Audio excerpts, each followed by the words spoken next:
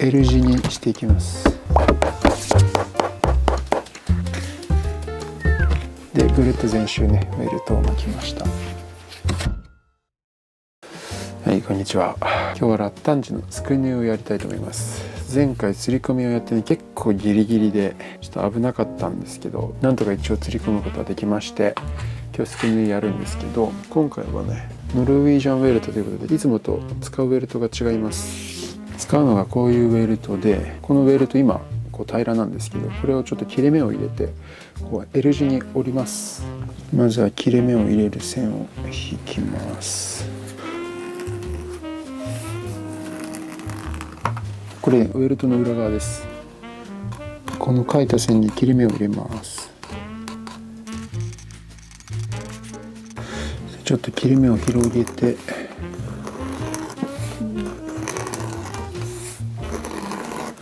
これね今切れ目入れてるんですけど、ちょっとねまだ硬いんで、結構もうちょっと溝を深くします。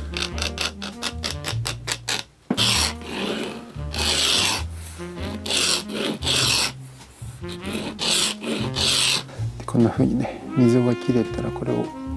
こう折って L 字にしていきます。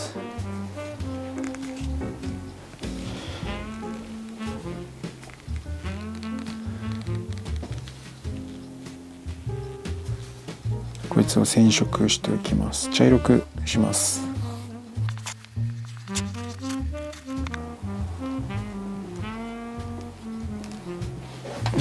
よし、じゃあすくい縫いをやっていきます。糸はね茶色く染めました。ノルウェージャンウェルトはすくい縫いが外に見えるので、デザイン的な役割もね大きいんですよね。なのでハンドソンウェルトでいつもねすくい縫いの糸が見えなくなっちゃうよりも、より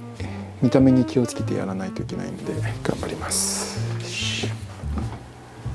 ここから穴を開けて、普段はねこういう風にしてウェルトを縫い付けていくんですけど、今回は縦ですね。こういう感じで針を通します。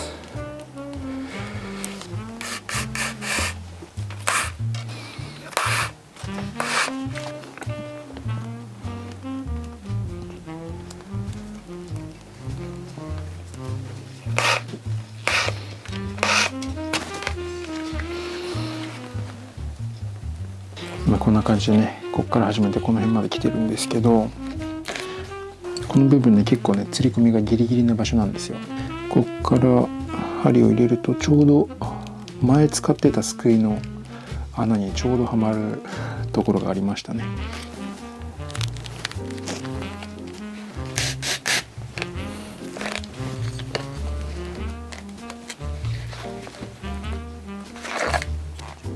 この辺ずっとかなりギリギリなんですけど、なんとかねこんな感じで針がもともとナッパに刺さってるので大丈夫です。このウェルトの横に出してきて、そこに針を入れます。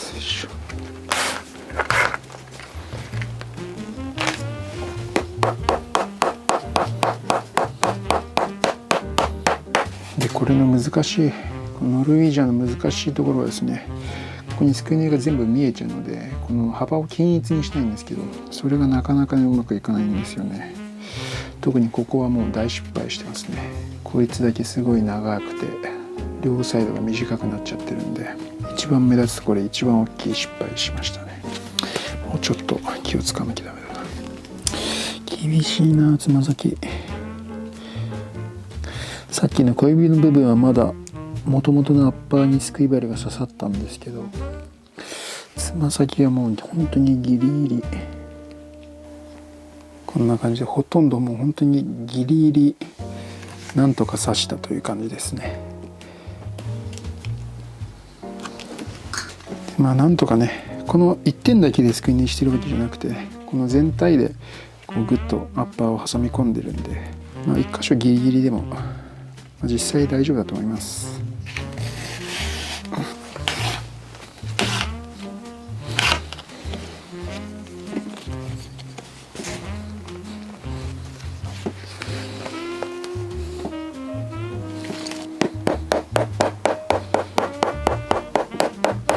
で今のところギリギリすぎてここすくい縫いの穴がね隠せなかったですね。もともとのすくい縫いの穴なんですけど、これまではね全部隠れてきたんですけど、ここだけ1箇所すくい縫いの穴が残っちゃいましたね。ノルウェージャンウェルトはまだねやったことが1回しかないっていうのもあるんですけど、苦手意識が結構あってやっぱり難しいですね。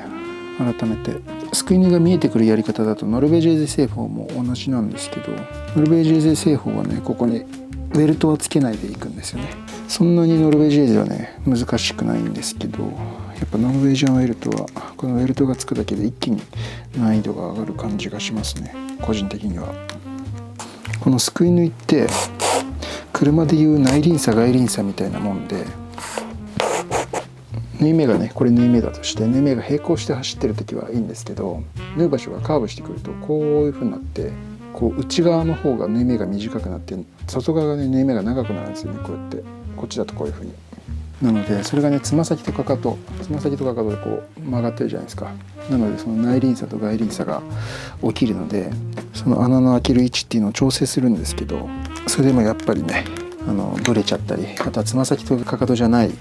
こういうあたりで結構ね縫い目の感覚がばらついちゃったりするのが難しいんですけど、それは技術不足ですね。やっぱりすくい縫い見せるからにはしっかり均整の取れた縫い目じゃないといけないですからね。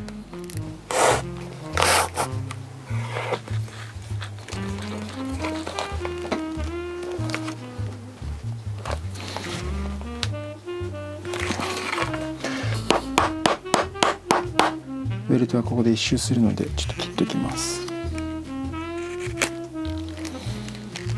で先に断面にはちょっとまたインクを塗っておきます。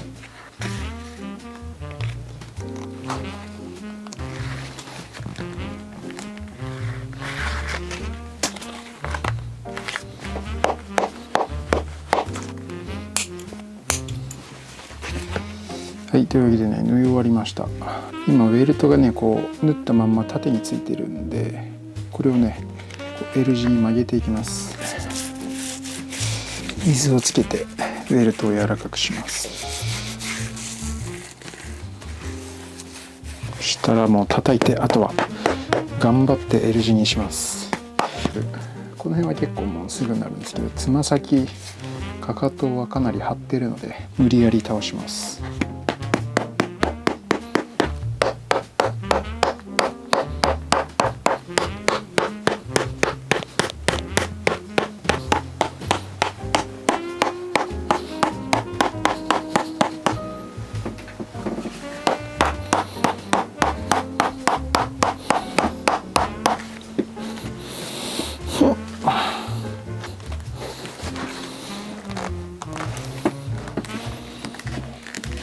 はい、こんな感じでねちょっと上に反り返るぐらい L 字にしっかり曲げました。で最後に余った皮を切っておきます。このかかとのあたりは結構切る場所があるんですけども、つま先はもう切る場所がないですね。